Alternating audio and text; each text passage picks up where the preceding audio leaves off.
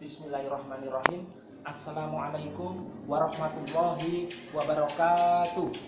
A'udzu billahi minasyaitonir rajim. Bismillahirrahmanirrahim. Wal 'asri innal insana lafi khusrin illal ladzina amanu wa 'amilus solihati wa tawassaw bil haqqi wa tawassaw bis sabr. Wa aidan fi ayatil akhar, a'udzu billahi minasyaitonir rajim. Bismillahirrahmanirrahim.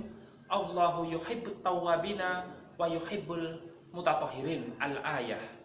Pemirsa yang dirahmati Allah Subhanahu wa taala, saat ini saya berada di Masjid Al-Huda, Universitas Merdeka Malang, Jawa Timur. Dan masjid ini adalah masjid yang utama dan satu-satunya yang berada di kampus Birawa Anuraga ini, pemirsa. Pemirsa yang dirahmati Allah, salah satu syarat sah melakukan ibadah sholat yaitu dalam keadaan suci.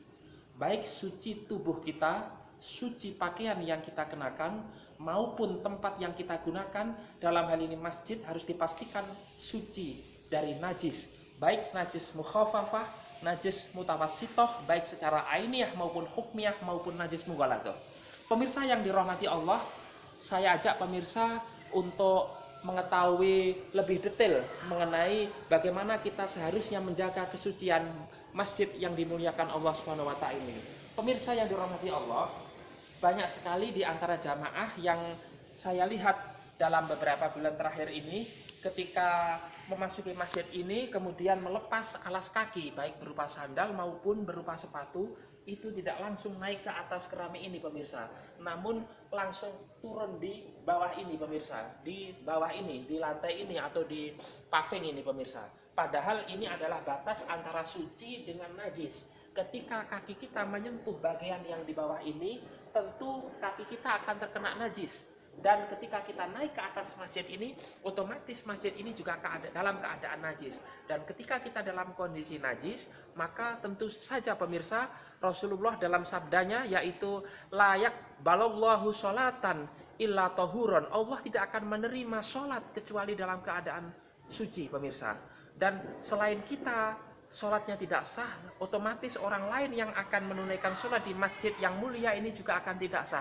Oleh karena itu pemirsa, saya berharap ketika pemirsa khususnya jamaah yang akan berkunjung ke masjid ini maupun di tempat ibadah yang lain, masjid ataupun musola, hendaknya ketika kita akan memasuki masjid melepas alas kaki kita baik berupa sepatu maupun sandal, hendaknya kaki kita langsung naik ke atas keramik ini, tidak turun di sini langsung naik.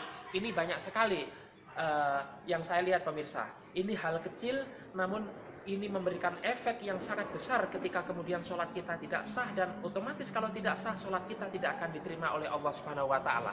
Dan saya ajak pemirsa sekarang untuk meneliti bagaimana ketika kita kemudian masuk ke toilet, pemirsa, atau di tempat wudhu.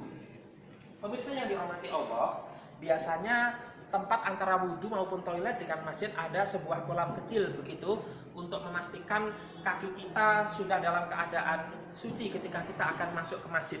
Namun ketika tidak adanya kolam seperti ini, pemirsa, pastikan ketika kita masuk ke dalam kamar mandi, pemirsa, kemudian kaki kita dibasuh dengan air seperti ini, pemirsa. Jangan sampai selesai kita buang air kecil maupun buang air besar, kemudian kita keluar, kita tidak menyuci tidak membersihkan kaki kita. Dan pastikan kita membasuh kaki kita. Setelah kita memastikan dalam keadaan suci, pemirsa, baru kita melangkah keluar dari kamar mandi agar tetap menjaga masjid ini dalam keadaan suci, sehingga para jamaah yang menggunakan masjid ini untuk beribadah bisa dalam keadaan suci, dan otomatis ibadah sholatnya akan sah. Dan mudah-mudahan saja sholat kita, ibadah kita akan diterima oleh Allah Subhanahu wa taala, sehingga kita menjadi manusia-manusia yang beriman, bertakwa, dan kelak mendapatkan kebahagiaan, pemirsa, baik di dunia maupun di akhirat. Sekian, mudah-mudahan bermanfaat. Kurang lebihnya mohon maaf. Wassalamualaikum warahmatullahi wabarakatuh.